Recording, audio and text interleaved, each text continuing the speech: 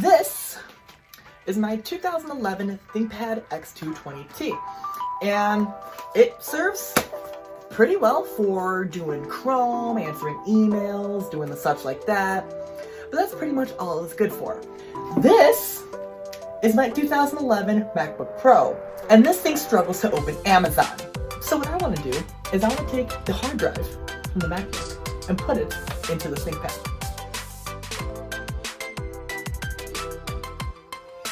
Let's just go ahead and go to Amazon really quick. Let's just look up MacBook Pro. That's already slow as shit. Did you mean? Probably not. So let's go ahead and click on this because it's sponsored and expensive. Already I'm struggling. And pictures. And pictures.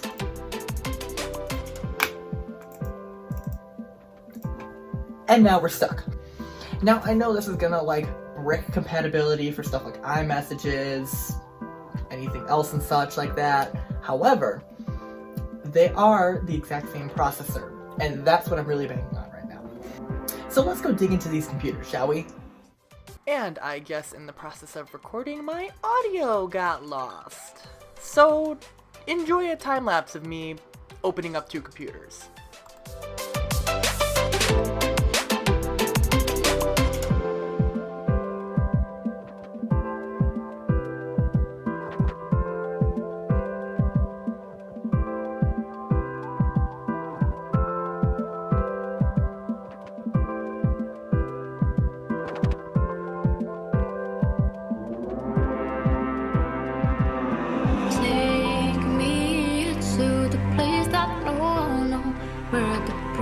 Come and go by the tree in the meadow.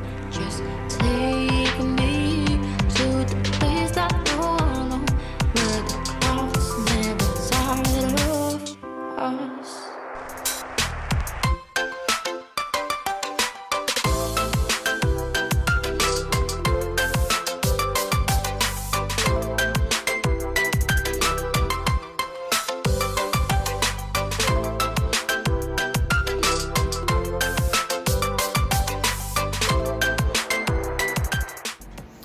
Alright, so after this point, I did get macOS running on the laptop. However, it was terribly unoptimized. There were no drivers for anything. It thought it was an iMac when it should have been a MacBook Pro 2011. It knew the processor. It knew the graphics card, which is like an Intel 3000 graphics. Got the video memory wrong, but that's aside. The keyboard didn't work, trackpad didn't work, the touchscreen worked with the stylus. Okay. So it was just terribly unoptimized. So I just decided to reinstall macOS. So I have been working on this thing for like almost a whole ass day now. But we finally have Mac on Windows. It actually works. Not only does it work, but it actually thinks it's the right macOS. Not only does it think it's the right macOS, Load. Uh-oh. Oh, there we go. It has iMovie now. I can't. I found a guide with some text to install macOS on a ThinkPad X220T. And so far it works great. I mean, like, even with the pen, because this is the touchscreen model. Even with the pen, like, the touchscreen works. And transitions are like smooth. That was never a thing on the old Mac. Safari launches. That's smooth. What even amazes me the most is that like the speakers work through the volume buttons, not the keyboard. And also the touchscreen works. If I just use the pen, it totally works. It's amazing. I feel like this is what the MacBook Pro should have been. I don't know why it was throttling so much. I replaced the thermal paste in it too. This is such a great experience. So I guess the last thing I gotta do is I gotta put the SSD back into this machine. I took it out because this is Windows, and this is what I've been daily driving for the past 3 years when I installed it.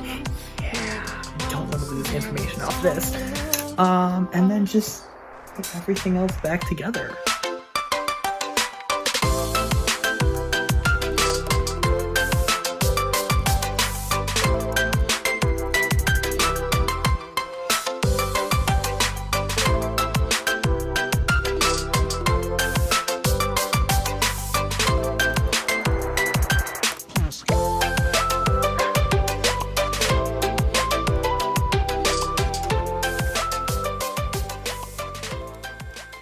Alright, it's like day 2 of working on this. I got the, I don't even know what to call it. Should we call it? It's the hack pad.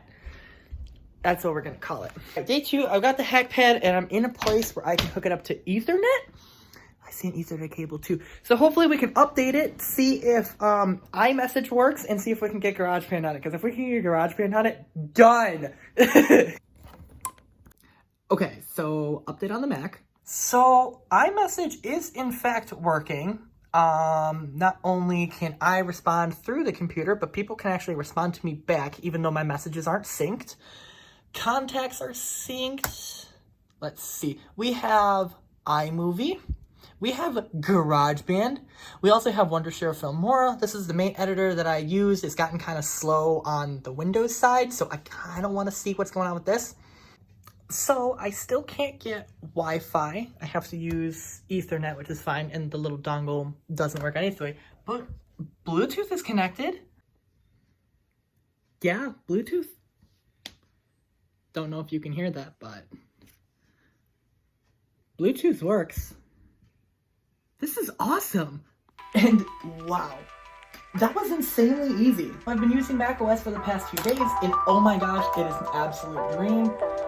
I'm surprised that everything works. We have Bluetooth that works.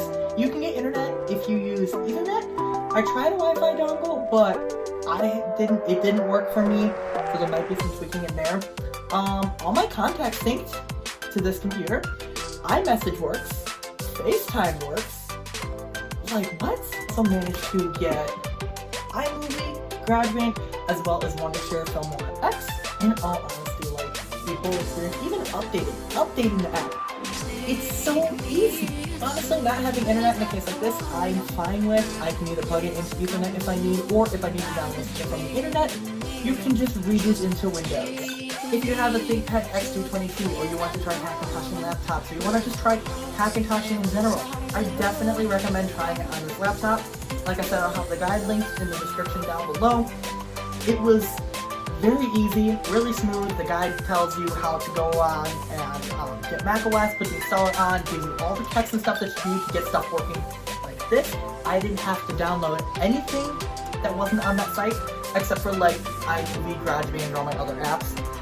All in all, this was an absolute blast of a project. I was surprised how easy it is, and I love using the machine. It's awesome. Okay, well, I'm gonna go edit now, so bye! Alright, so this was a bit of a different one, but hey, apparently Mac can support Windows. And while this video is over, I have 2 other options for you right on the screen, as well as that subscribe button, which you should totally press, by the way. Anyways, this video is over, and I will see you again next week.